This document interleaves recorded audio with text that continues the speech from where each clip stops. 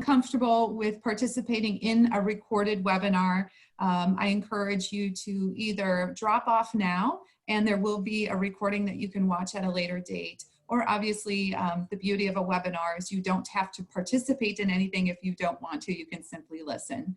But California law requires us that we inform you this webinar will be recorded. I also want to let you all know that you are muted at this time, but please double check and make sure on your features that you're muted.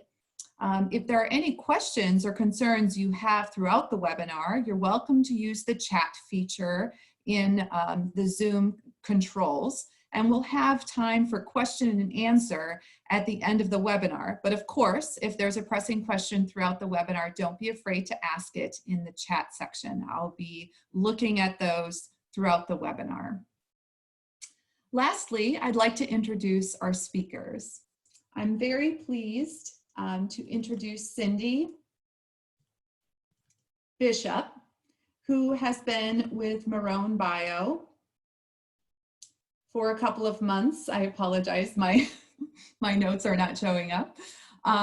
Cindy is a veteran in the crop protection industry and has been with Marrone Bio Innovations since the summer of 2019. With over 3 decades of experience working with key accounts across a variety of crops and products, Cindy provides a wealth of knowledge and business savvy to PCAs and agrochemical distributors. Having also served as an adjunct faculty instructor at Reedley College, Cindy now uses her passion for science and education to help growers capitalize on the integration of biologicals in their farm operations. Thank you, Cindy, for being a speaker on this webinar. Our second speaker is Dr. Timothy Johnson. He's the Vice President of Field Development and Technical Services at Marrone Bio Innovations. He has a BS and a master's from Iowa State University in entomology, and his PhD is from Purdue University in entomology. For the past 34 years, he has worked in the development of biopesticides, including microbial insecticides, miticides, nematicides, microbial and plant extract fungicides, and hormones in insect monitoring and mating disruption. He has been with Marrone Bio for over 10 years and is responsible for developing efficacy data worldwide for the organization. Thank you, Dr. Timothy Johnson, for being a speaker on our webinar. And lastly, Dr. Siegel. Dr. Joel Siegel has a PhD in entomology from the University of Illinois, Urbana-Champaign. He began working for the USDA ARS in 1997, and his research in the Commodity Protection and Quality Research Unit involves the development of chemical and non-chemical control strategies for insects that are pests of post-harvest dried fruit, tree nuts, and other durable commodities. He has a focus on Navel Orangeworm in almonds, pistachios, and walnuts, and has collaborated with other researchers in his unit, researchers with UC Berkeley, UC Davis, and Paramount Farming Company. So we're very pleased to have Dr. Joel Siegel as the third speaker on our webinar.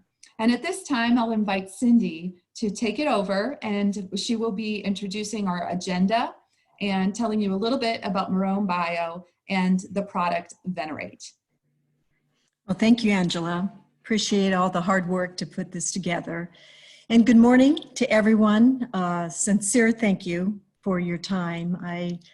I look at May and I label it May Madness because so much is going on just in the growing season. You add COVID-19 and it even gets more crazier. So your time is very, very much appreciated, as well as just everything you do. With regards to safe harbor, I'd like just to make a statement that in the presentation that we will be presenting, there will be some forward-looking statements, might involve some risk, uncertainties, but overall, we are giving you the best recommendation that we know at this time. So, as always, read and follow your labels. Whoop. Something did not go right. Hang on just a second. All right, so with that, let me just try another click. Angela, you might need to take over because for whatever reason, I'm not clicking. There we go.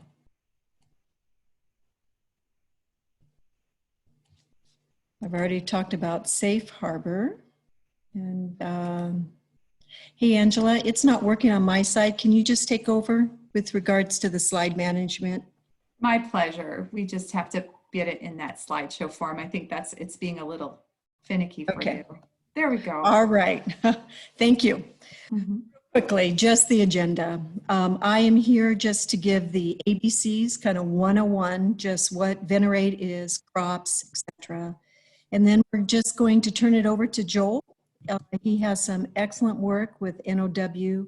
And then finally with Tim, Dr. Tim, as we call him, regarding our research as we have looked at it for the past couple of years. I will come back with just a quick summary, and then for you that need your PCA hours, on the screen you can see the course ID code M-07166-20. We are approved for 1 hour, and Angela will come on at the end to give you instructions. And I just want to say, we just encourage questions towards the end and would just welcome those. Next. Who is Marrone? So basically we are leaders in the biological world, and we take the biologicals, turn them in for crop production, and with a goal and just a theme to be kind to the world, offer sustainable practices. If you take a look at our past, there's over 18,000 microorganisms that have been looked at, 450 plant extracts, and we continue to do the research. Next. So there you see Pam. Dr. Pam Marrone is a founder and our current CEO. Our company started in 2006, and Pam has just been instrumental for all these products. She is decided to retire this year. She's going to repurpose, staying in the business and continuing just to cheer on the entrepreneurship with biologicals. Next. So you see here just a very broad list of all our product portfolio, many that you're familiar with, but today I just would like to zero into information regarding Venerate XC. And specifically what it is, it's a bioinsecticide. It has a range of a rate of 1 to 4 quarts per acre. Really common use is 1 to 2 quarts. Active ingredient actually found in the soil. It's Burkholdia rhinogensis. And it controls many of the leps that we are troubled with. NOW as an example, some soft-bodied insects, and also mites. I will show you in the next slide just really the mode of action, but it's an IGR inhibitor.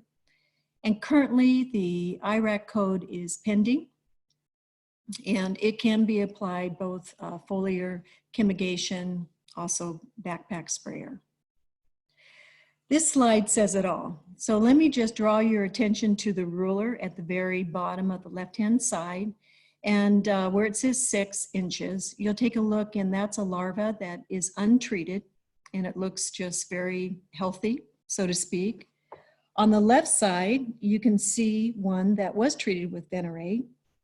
And if you notice, we basically inhibit exoskeleton. We are not allowing the insect to basically molt. And we increase the melanization, which makes it look just dark, black, and obviously it just shrinks. It becomes less and less, and it just has a failure to continue to grow and complete its life cycle. Next. So I would be better off to list the crops that we aren't labeled for. As you can see on the screen, there's numerous crops. It's a product that has been well used. And specifically in California, it's registered for almost all the crops that we grow here and plus. Next.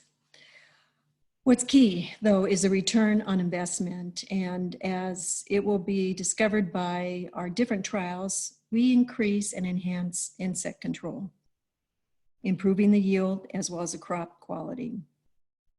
I think one of the key factors of our products, if you just take a look at the very bottom of the slide, is we are OMRI listed and we have big zeros on MRL, we are exempt, we have 0 PHI, we have a minimal requirement for PPE, and just a 4-hour re-entry into the field once it's being sprayed. And there's no residual, you can't see the product. So really the nuts and bolts of it when it comes to NOW in 2 years, 2018, 2019, our trials, we've actually increased and reduced about 2% of the NOW damage. And along with that, we also control PTB and spider mites. So the rates that we have used in the past has also caused a option to have less chemical load. And we serve really as a product that can help reduce resistance as well. Next. So just to kind of summarize before I turn it over to Dr. Tim, in summary, we have a wide range of use between 1 to 4 quarts depending on the crop, ease of use in foliar, chemigation, backpack sprayer, or through your aero fans. And we are tank mix friendly. Truly, I've never seen it not do well with many of the common chemicals used. Adjuvants do help, and we do highly recommend oil-based products when it comes to adjuvants. As far as water qualities, it's really not a fussy chemical. It prefers a pH of 6 to 8 pH for the water quality. With that, take it away, Tim. Thank you, Cindy. And so, Angela, do I have control of the screen then? Not yet. I'm just going to I'm going to pass it over to Joel because you're going to hand it right. Okay, sure. Yeah. Well, good morning and good afternoon, everyone. And again, to reiterate what Cindy said, welcome and thank you for your time today. So my portion of the program is I'm going to take a little bit deeper dive into the Venerate product and some of its characteristics, but my primary responsibility at Marrone Bio Innovations is to lead a team of 5 very fine field scientists we have around the country who develop data mostly on a small plot basis with key private and university and federal researchers. So very pleased today to have Dr. Joel Siegel with us to talk a little bit about navel orangeworm management, some key biological and spray characteristics, and also a little bit of an update on what's happening out in the field right now. And then I'll lead us through some of the field trial data that we've been developing the past couple of years. And with that, Joel, we're going to turn it over to you.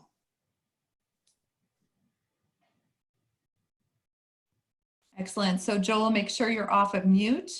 And you may, once you click Joel, you may find that the screen goes back into edit mode. You'll just have to go ahead and put it back into presentation mode.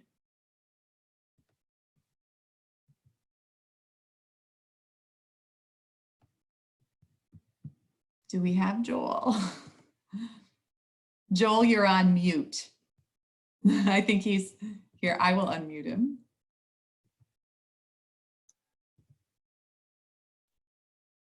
Hear me now? There we go. Yes, we do now. Okay, what's really weird, I've never had this one happen. I just have this blank screen that said Zoom as soon as he passed it over to me. Huh. So I lost all the controls, everything. It's very strange. Well, I have the control. I can control you if you'd like. Yes, please do. Okay. Because whatever happened failed. No worries. I've got you on your first screen, Joel. Okay, so and I'll pull up my slides. So what we have on the first slide is I'll go through them here, and you can pull them up as I start my timer. Okay, so we're talking about navel orangeworm, which is everyone's favorite pest at the moment. And when I thought I would go over basically what I'm seeing in the field and basic dynamics, which will help you understand where you would want to spray and where these different insecticides can fit in. So the next slide, hopefully everyone's seeing a huge number 2 up there. And basically what I did is, this is an almond-centered slide, and I really want to emphasize the significance of the number 2 and how it relates to navel orangeworm control. So if we start at the top, there are 2 different development rates for navel orangeworm. There's the development rate when it's developing on mummies, and there's the development rate when we're dealing with new crop nuts. So typically when we're dealing with new crop nonpareil, it goes from a development rate of about 1,000 to 1,100 degree days. It speeds forward to 700 degree days. So the key is when navel orangeworm is getting into the new crop, it goes through faster. The next thing with the number 2, there are 2 different interventions that you can use now for control during the season. Everyone's used to insecticides. Over the past few years, we have the launch of mating disruption. So that's another technology. Joel, Yeah. I hate to interrupt you. This is Tim. Yes. The technical problem, people are not seeing the slides. Okay. So I'm not seeing them. And then I went to use the chat function to tell Angela, and it said that Angela is no longer in the meeting. So Well, I don't know if he has something go down or what. I don't know, because like I said, suddenly I lost control. Can anyone see any of the slides? Cindy, are you still with us? I'm still here. No, Are you seeing the slides? no, not at all. Okay. And what happened to Angela? Her Zoom must have gone down, and I think that must be a problem. Okay, so I'm going to retrieve the PowerPoint right now and Okay. start it. Just hang on, guys. This is like one of those fun videos that I saw on YouTube. we can post that one afterwards, and people getting locked out, getting dropped. But yeah, because my screen suddenly just died. Yeah, I just got a text from Angela that she's trying to get back on because her Zoom just stopped. So she's trying to get back on. Okay, So what do you guys see on the screen right now? Anything? I see the Venerate. I see Cindy's screen. Oh, then it just went off. Okay, hold on just 1 second, guys. I clicked the wrong one, so bear with me.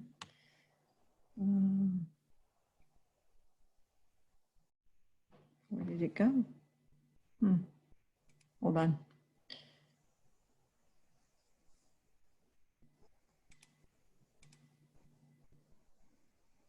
Let's see. Do I have an option to share my screen? I don't know if you do or not, Joel. I don't know if you're listed as one of the hosts. I think Cindy, Angela, and I all do. Okay. Hold on, guys. I'm trying. Here we go. You guys see that? Yes, we do. Perfect. Angela, are you there? It says that we're now viewing Joel Siegel's screen. Okay. Perfect. Take it away, Joel. Okay. Does everyone see a large number 2? Yes, and we're getting positive from from our viewers, from our panelists. I think we're good. Okay, so the number 2 is the significant feature here for navel orangeworm control in almonds. We have the 2 development rates that you've heard everyone talk about. Again, the idea is when it gets into when navel orangeworm starts on new crop nut, they're speeding development by 30 to 40%. So if we go from that old generation time of 1,054 degree days or 1,056 degree days, that's a good mummy rate. They get into nonpareil. It's new crop nonpareil, it's 700 degree days. So it's going 30% faster. Pistachios, even faster. We have the option now of integrating mating disruption along with insecticide application. What I recommend for better coverage is that people do 2 hull split applications. So you're going at that 1% hull split. That's really critical. All of these new selective materials need to go on earlier. So it's the idea that we're covering the outer rows where the split is beginning earlier, and then you're coming back, depending on the label, 7 to 10 days or 14 days, and treating again, so you're catching that interior.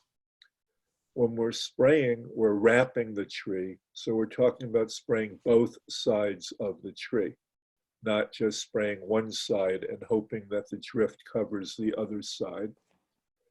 And I'm aware that people have to swing wide and that you might be going through the entire block, then turning around and coming back to get the other side of the trees. What I really want people to do is a 2-day delay maximum between spraying one side of the tree or the other. Because during the summertime, you figure it takes an egg 100 degree days to hatch. So that's basically 3 days. So if we have an egg laid on the side of the tree that you didn't spray and you come back 2 days later, you'll get that with your spray before it has a chance to spray to hatch out.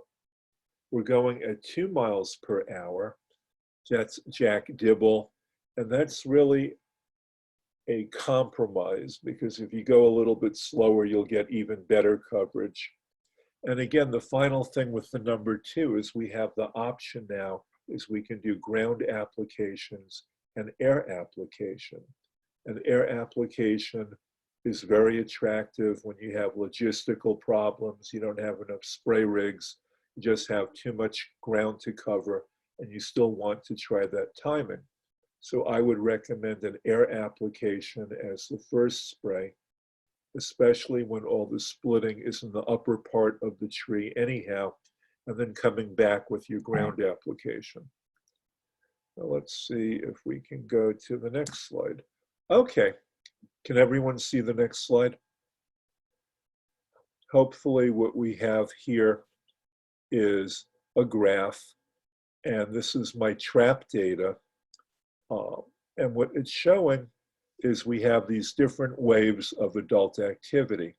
And if you heard me speak before, what I tell you is if you have a mummy problem, I want you to put a spray on your mummies somewhere between April 25th and May 1st, because that's when there's this big wave of activity.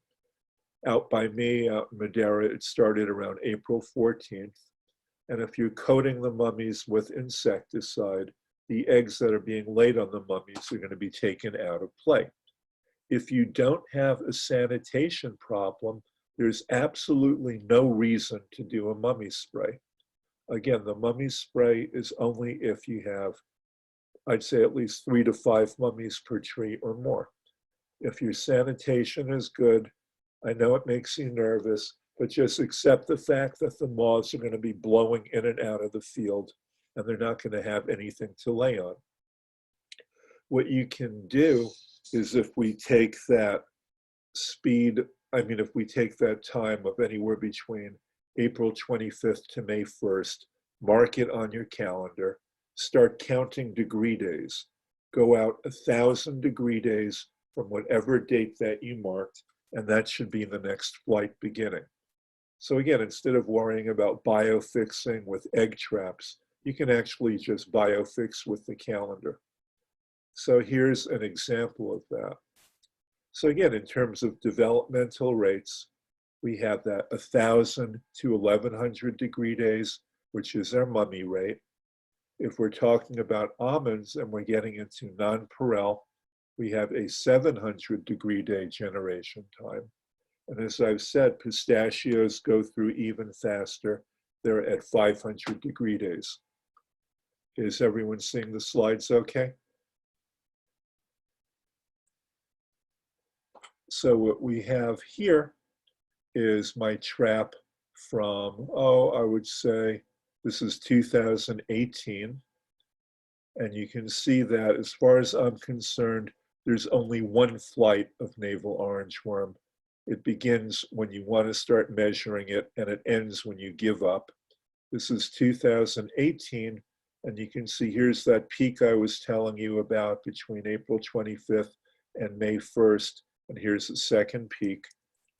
So if we start on that first peak and we go 1,000 degree days from the blue arrow, you'll see that we have the next wave of adults beginning around July 6th. And that would be the attack on the beginning of your hull split in the new crop. Say June 30th, I've marked as hull split. If we take a look at this second peak, which is at 740 degree days or so, and we go out 1,000 degree days, that puts us at the beginning of this next peak. This is the one that everybody is spraying for. You know, typically people start around 4th of July or whatever.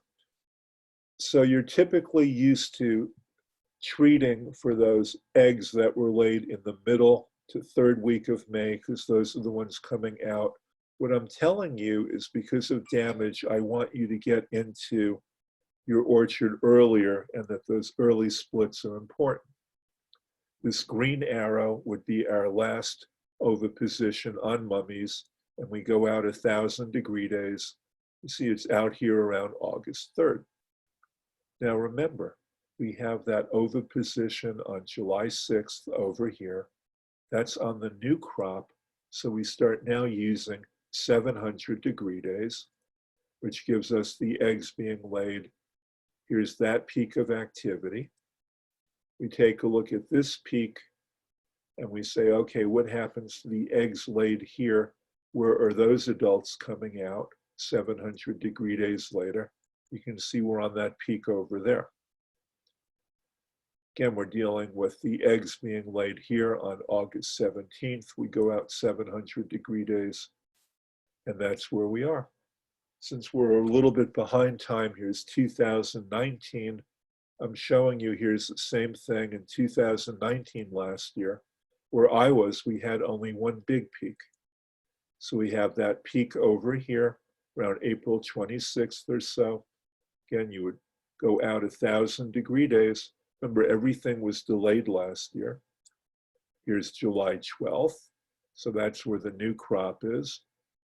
We have the end of the mummies over here, go out 1,000 degree days. Now from this point on, we're doing 700 degree days because we have that acceleration. And again, you can see how these things line up. So what you're dealing with is you're dealing with this overlap.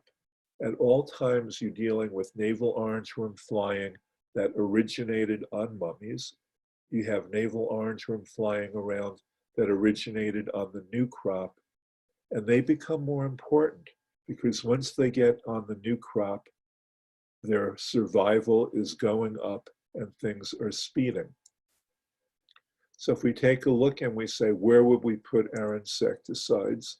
Going back to 2018, if I'm telling you that hull split is beginning around June 30th, and our goal for the selective chemistry is 1% hull split, we want to be making an application over here. And again, you could tell me that you're just doing perimeter sprays because you just have a couple of rows, but we're trying to treat those exposed vulnerable nuts. And then we've made that decision, and we're coming back 10 to 14 days later with our second spray. And you can see that my second spray is pretty much, within kind of splitting our traditional timing. And the idea is that we're getting the insecticide on before this peak. Now, if you had severe pressure and you wanted to do a third spray to protect your nonpareil, I would kind of split the difference between these two sprays, add 700 degree days, and we'd be coming in with the spray over here. You can see that shaking began on August 24th. What I'm absolutely against, and I think is crazy, are the people that say, oh, I just want to do a spray as close to harvest as possible. So that lightning bolt would be where your spray as close to harvest as possible would take you, but you're sacrificing all of these nuts over here. So again, I'm a big believer in getting the application on early and stopping the jump in the population. Again, this is what it would look like from 2019, again, that same concept.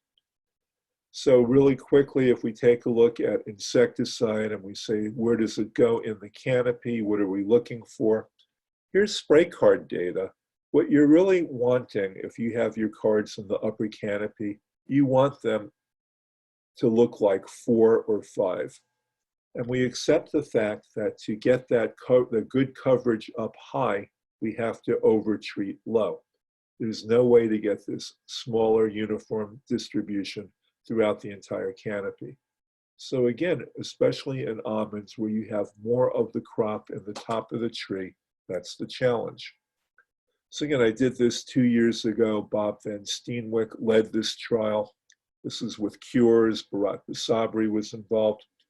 And we're looking at insecticide coverage between 10 feet from the ground and 16 feet. And we're also looking at chemical recovery on my filter paper.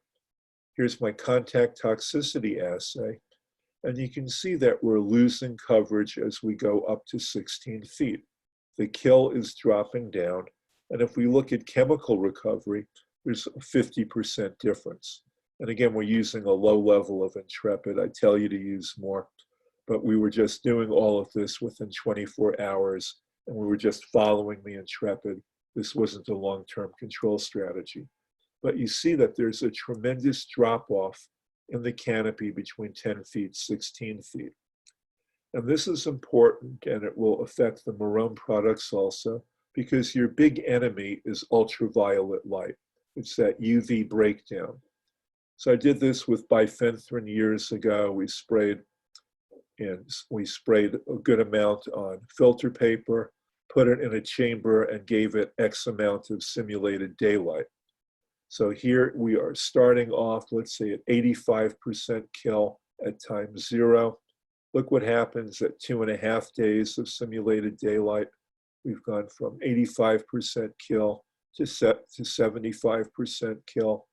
By the time we're at less than 1 week, at 6 days, we're only at 70% kill. So that's really our half-life. And by the time we're at 12 days, we've essentially lost activity. So UV is the enemy of all of these insecticides. The upper part of the canopy is getting a lot of daylight, a lot of sunlight, and that's where we're putting the least amount of insecticide on. If you're using pyrethroids, as was mentioned earlier for Venerate, using oil, pyrethroids seem to do better with oil type of adjuvants or oil being added. That seems to give them a little bit more stability. Just throwing this up, it's confusing, but this is something I did last year. I'm looking at different adjuvants, looking at dynamic, kinetic, Ventry, which is a citrus-based oil, and we're using Mustang, which doesn't have a lot of persistence in the field. And you can see that within 7 days, Mustang is really breaking down with all of these adjuvants, except Ventry, which has that oil in it. And with Ventry, it's lasting somewhat going out to 2 weeks, while these other adjuvants, it's not. So again, with pyrethroids, I suggest you try that. So again, I'm sorry I've taken a little bit longer. So again, the simple person learns from their own mistakes. The wise person learns from the mistakes of others. Be wise and kind of avoid some of the mistakes other people make, such as waiting too long between sprays and going too fast. And with that, thank you. I guess you can take control away from me now. Joel, Thanks, Joel.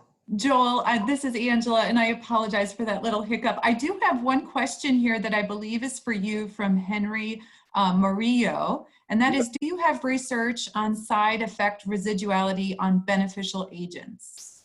Okay, now remember that this is why I love working in pistachios. The beneficials have been eliminated, so I don't have to worry about those little pesky effects. Almonds are much more complicated because it's a balanced system, and I don't really have data on impact of beneficials in almonds.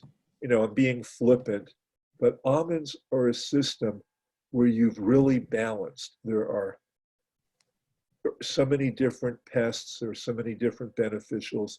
It's much more complicated. You know, if I had one plea for people, I would really try to keep the pyrethroids out of almonds.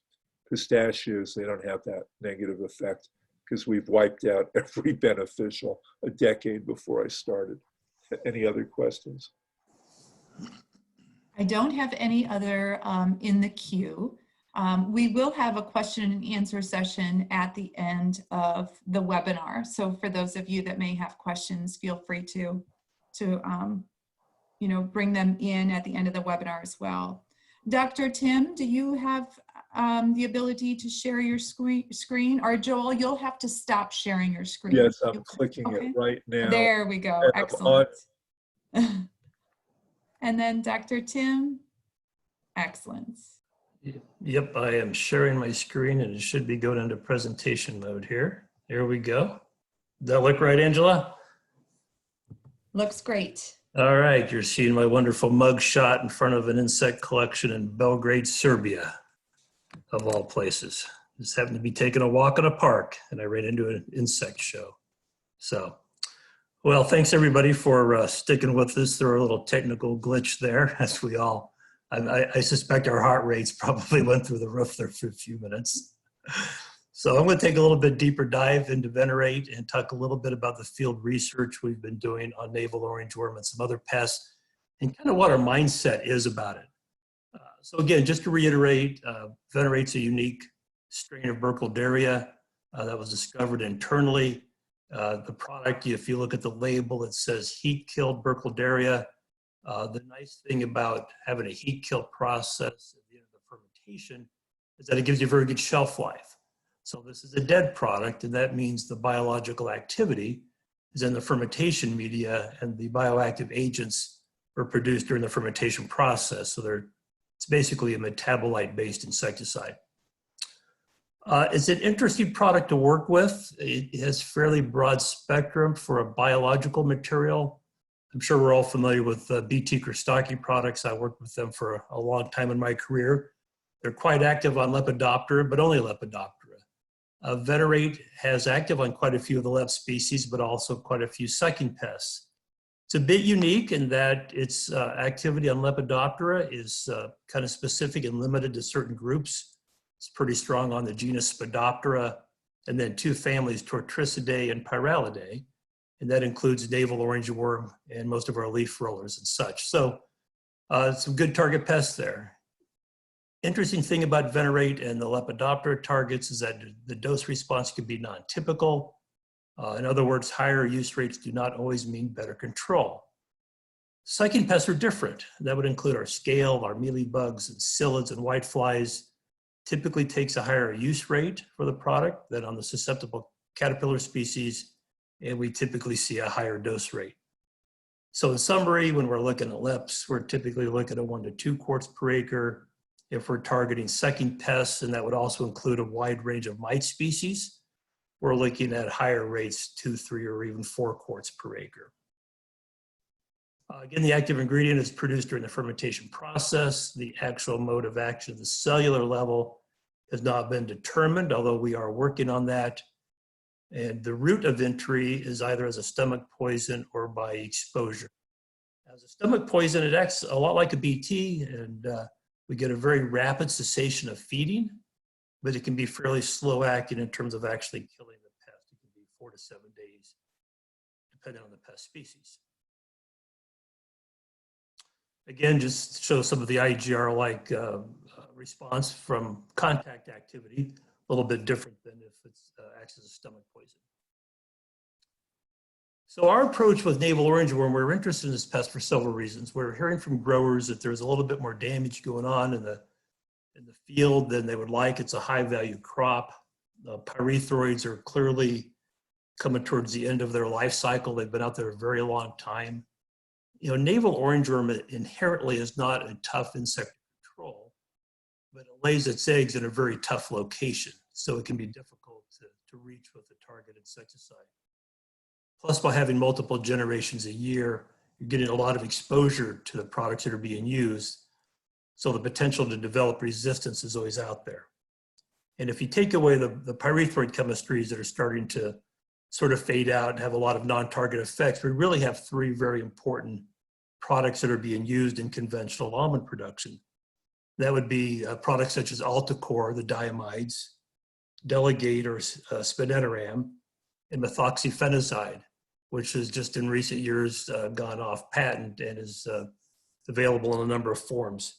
It's three different IRAC classes, which is good, but there's really not a lot in the insecticide pipeline, if you will. So we have to make sure that these products are in there for the long run. So I'm going to talk a little bit about some of the small plot work we've done on navel orangeworm as well as some other crops. We have been looking at adding Venerate at 1 quart per acre with these leading NOW insecticides at both low and high labeled rates and replicated small plot studies over multiple years. Our typical small plot study is 6 replications of each treatment. We do that study at multiple locations and do it over multiple years to get a pretty nice sized data set. Evaluations are typical for NOW. You're looking at the percent damaged nuts. We're also looking at yield in terms of harvested nut meat. And you'll notice some slides, especially for 2019, where we included our Haven sun protected product that was to confirm the tank mix compatibility, but it's not a navel orangeworm active material. So I just wanted to make that quite clear. A few other things about research trials. It's always important to note that sometimes what we do in a research plot may be a little bit different than what you would do in actual practice. We might use a standard chemistry, for example, more times consecutively than you would in real life because we're just trying to compare chemistries, if you will. And it's always important to read the label. So when we talk about tank mixing, it doesn't mean that you can go below the labeled rate on either product that's being used. So you have to use at least the minimum labeled rate. So let's take a look at some examples. We'll look at 2 locations for navel orangeworm from 2019. This is a pretty typical small plot study. Alticor, the full label rate is our standard. You'll see on this graph, you'll see 2 letters A and B. That means it was applied twice. We have 2 what we call BioUnite approaches. That means it's a tank mix combining a biological material and a conventional material. And here we looked at Alticor, the minimum labeled rate plus a quart of Venerate, and the maximum labeled rate plus a quart of Venerate. And as we would expect, adding an additional material improved performance in terms of the percent marketable nuts. The higher rate worked a little bit better than the lower rate, and that's just looking in terms of percent marketable nuts, not the actual yield by weight.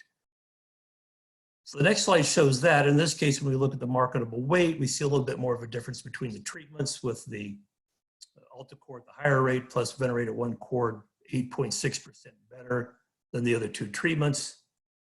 Again, when we just look at percent nuts, we see a 2% increase, an increase in 2% of marketable nuts with what we might call the low rate BioUnite approach, and a 4% more marketable nuts with the high rate approach.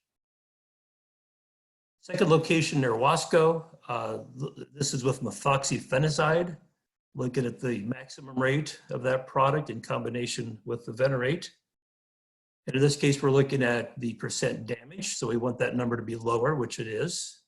And we're also looking at the reducing the weight per plot of the damage. And again, we see a bit of a decrease in both of those. Not a huge difference, but a difference nonetheless. And that's looking at Venerate plus the maximum rate of methoxyfenozide. Same plot, looking at a different metrics, if you will, of evaluating the treatments. Here we're looking at the weight of the clean nuts. We see a bigger difference here. We're going from about 100 grams per plot up to 106, so it's about a 6% increase. The percent clean, of course, 100% would be maximum, going from about 96 to 97% clean nuts. Tim, I'm so sorry to interrupt. Your volume is coming in and out a bit. I don't know if you have a headset on that you could double check. You know, I do not. I'll Okay. maintain my distance from my computer. I've not had a lot of luck with headsets. So if it becomes problematic again, please just let me know. So this slide basically summarizes our 2019 work of the trials. We had 9 different locations where we added Venerate to the grower standard practice at the low rate, plus Venerate versus the grower standard practice at the high rate. And over those 9 locations, in 6 of the 9, which is a 67% win rate, we had a positive yield improvement.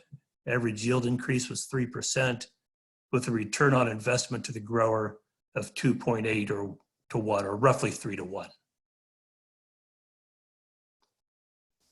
So let's take a look at some other pests. There are, of course, other things out there in the almond block.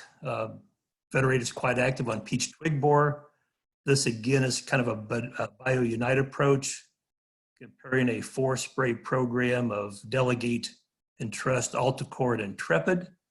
Repeating that where we went to the minimum rates of 3 of those 4 products, added a quart of Venerate, got a little bit better improvement, totally zeroed out any damage whatsoever. But we could also see that Venerate at 1 quart by itself is also quite effective. So it's a very good peach twig borer product. And I would think there are probably some opportunities to actually get some of those applications timed correctly to get a benefit against both of those, both navel orangeworm and peach twig borer at the same time. I'm going to take a step outside the almond block and look at some other crops. In this case, we're going to look at mealy bugs. Vine mealybug has been a very attractive pest for us in a number of countries around the world where we're working with both our Grand Devo product and Venerate. Now, in this case, we're just looking at 2 rates of Venerate heads up against Movento.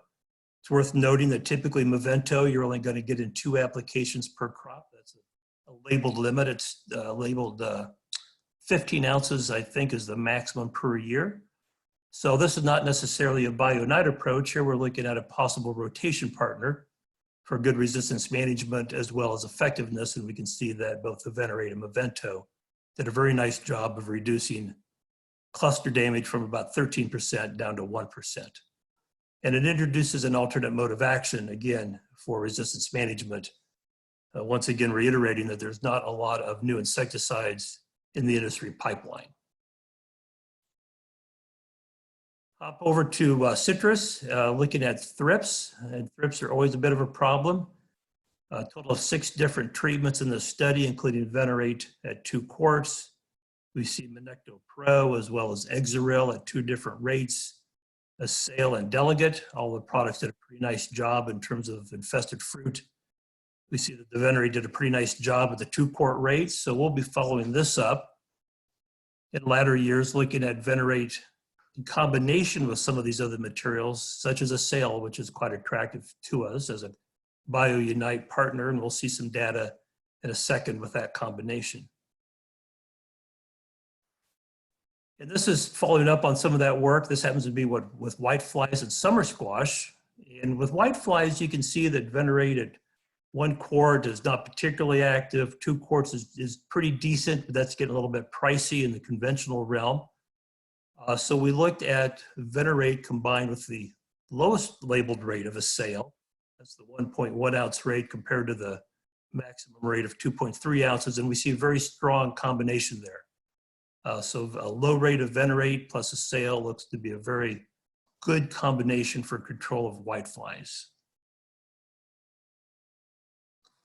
And then finally, kind of going back to Lepidoptera, this happens to be on bell peppers, and this is over in Florida, looking for control of armyworms, multiple species, both bead armyworm and southern armyworm. And here we're again looking at a combination of Venerate with Coragen. We see an improvement in terms of reducing the damage at 2 different points during the growing season, particularly at early, a little bit better early than later. So not as strong as some of the other data, but we'll be continuing to follow up on this to see if we can find some other good combinations. But all in all, Venerate being a very flexible product, both sucking and Lepidopterus type pests. So with that, I'm going to turn it back over to Cindy. And Cindy, if you have any trouble getting your slides up, just holler and I can kind of go through them for you if needed. Wonderful. Thank you, Dr. Tim. And if you would stop sharing your screen, she should be able to bring hers up. Meanwhile, while you're doing that, there is one question that came through. It's a question from Barbara Ulick, and it says, how many sprays did you do on grapes for mealybug, and how did you decide on the timing? So it's 4 sprays for mealybug, and I'd have to go back to the details of the protocol to answer that question, because one of my fine research scientists in California was responsible for the study, and at that level of detail, off the top of my head, I don't know.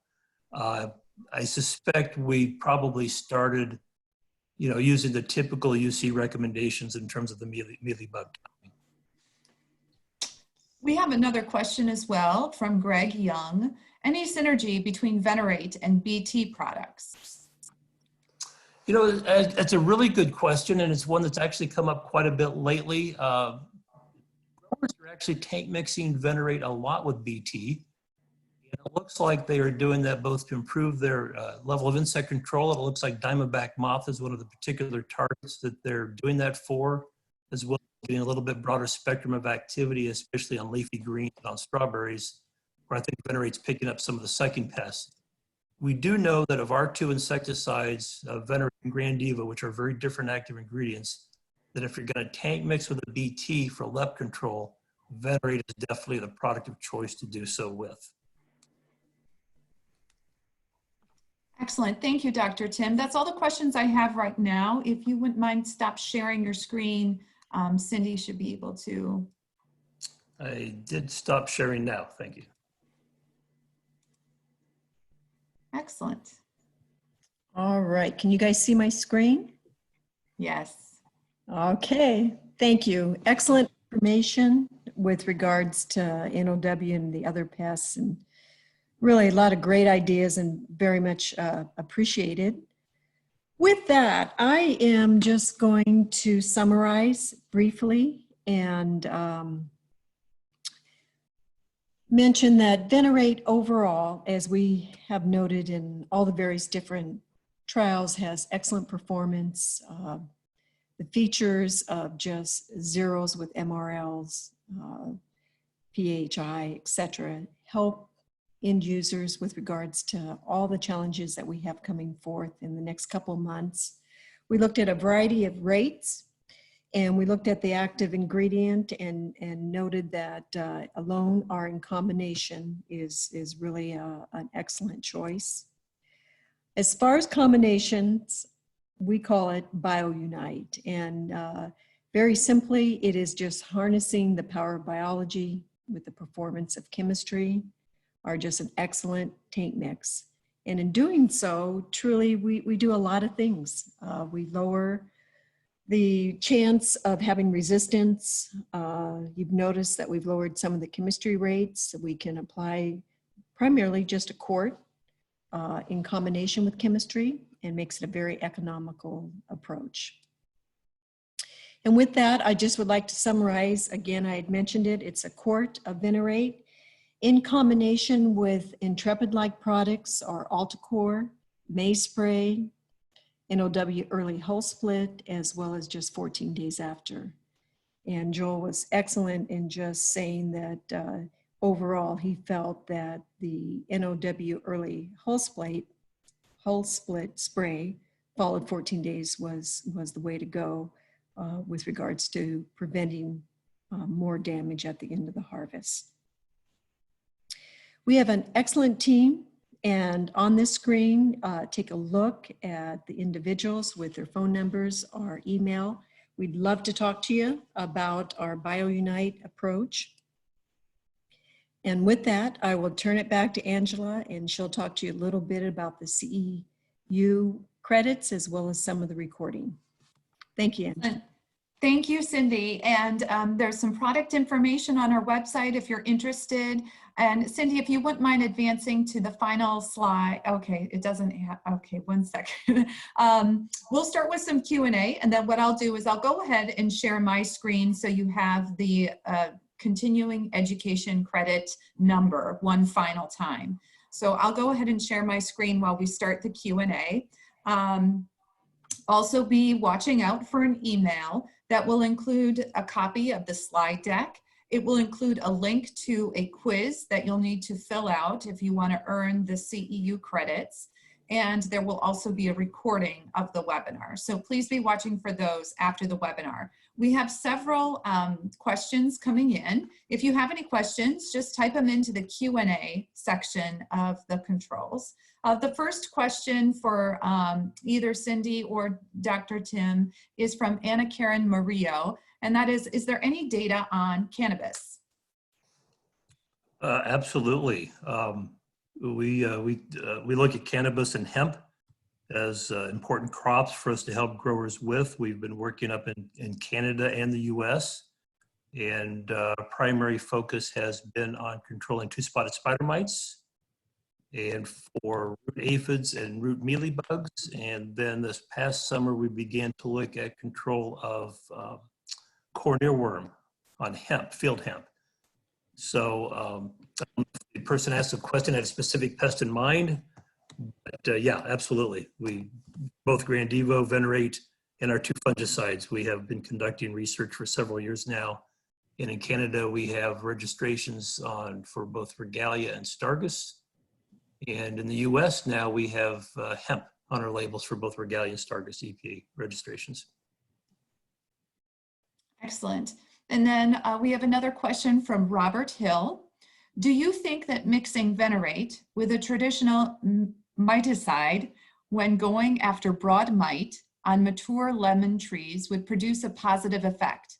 For example, we typically use 500 gallons per acre spray volume. I do, yeah. Venerate has got good activity in broad mites. It's very tank mix compatible with other miticides. I'll admit I've always been a little bit puzzled by the amount of water volume that's used on lemon trees at 500 GPA. It just seems, I worry a little bit about it, how it might dilute out any of the miticides that are being used from a concentration point of view. Seems like a lot of water to me, but I know it's how they do it. Okay, do we have any other questions? Okay, we're having a couple more come in. This is from Barbara Ulick. Were you able to confirm if Haven protected spray products from UV degradation? That's an excellent question, and I congratulate Barbara for really paying attention to the slides. Haven has an interesting mode of action. It promotes transpiration of the plant that helps keep the plant cooler, but it does also include some UV inhibitors. So it is quite possible that it had a bit of a positive impact on UV degradation. That's somewhat anecdotal, not necessarily proven by research. We've not really looked at tank mixing Haven with our insecticide specifically for that purpose. Thank you, Dr. Tim. We have a couple more questions here. Sure. This one is from Mateo Graif, and I apologize if I'm mispronouncing names. Any results or trials against brown stink bug? Yeah, brown marmorated stink bug. I, for quite a while, lived in eastern Pennsylvania where that insect was first introduced in the US, and it has been following me for about 20 years of my life. Yeah, we've actually conducted a fair amount of research with Venerate. It has enough activity to be of interest, but it is definitely not a standalone product. But what we have found a really intriguing use in northeastern apple production is using Venerate, say the last 7 days before harvest. It keeps the stink bugs from feeding on the apples without necessarily killing them. So we don't know for sure exactly where all that fits. We have similar results on stone fruit out east. This pest, of course, is now out in California, everywhere in the country. We haven't quite exactly figured out how to take advantage of that at the grower level. But yeah, I think it's got a role to play. And I see we also have a question about percent of oil with Venerate on mites and stone fruit. It doesn't take very much, 0% to 1% oil is plenty. Excellent, thank you, Dr. Tim. Are there any other questions that we can answer at this time? Please, we'll just wait another minute or so to allow any final questions to come in. While we're waiting for any final questions, just again, a reminder that this webinar was recorded and you will be receiving an email with a webinar recording in addition to a copy of the slide deck in PDF form. And if you're looking to apply for those CEUs, you need to complete the survey. So there'll be a link to a quiz that you have to complete. And that will help us validate that you attended the webinar in addition to completing that survey. We do have one more question here from Nick Kenata. Venerate with Aza de Rest on pistachio. Yeah, it's a popular combination with growers. Venerate and Azadirect or other azadirachtin type products is pretty commonly used for sucking pest control. Okay, and Nick, if there was something specific to that question, just chime in really quickly. I want to make sure we answered it correctly for you. With that, I'm going, we got a couple more here, sorry. Okay, so Robert Hill, how about Venerate for 2 spotted mite on nursery trees in an air house? The air house covers about 1 acre. There are about 100,000 trees in the air house, and the staff typically uses about 400 to 500 gallons to cover all of the trees. So the material would be rather diluted. Yeah, that is pretty diluted. You know, I can't say we've ever conducted a research study that would go to that high of water volume to determine the effect. Venerate is less affected by dilution than, say, Grandivo. If he was asking about Grandivo, I would say that's absolutely too much water. We don't like to go over maybe 125 GPA per acre with that product. It's really a question I can't truly answer as to how well it would work in that situation. Okay. We have another question from Nick Canada, Mealybug and Ligus. Oh, sure. Yeah, no, Venerate's a good mealybug product. Ligus is a tough one to control for virtually any of the biological type products, but I think tank mixing Venerate and Azadirect would be as good a way as you'd have to go after it. Excellent. And then one question here in the chat, any coddling moth tests? We have done quite a few in Michigan on apples. Venerate does a pretty nice job on 1st generation, but we do not recommend it for 2nd generation.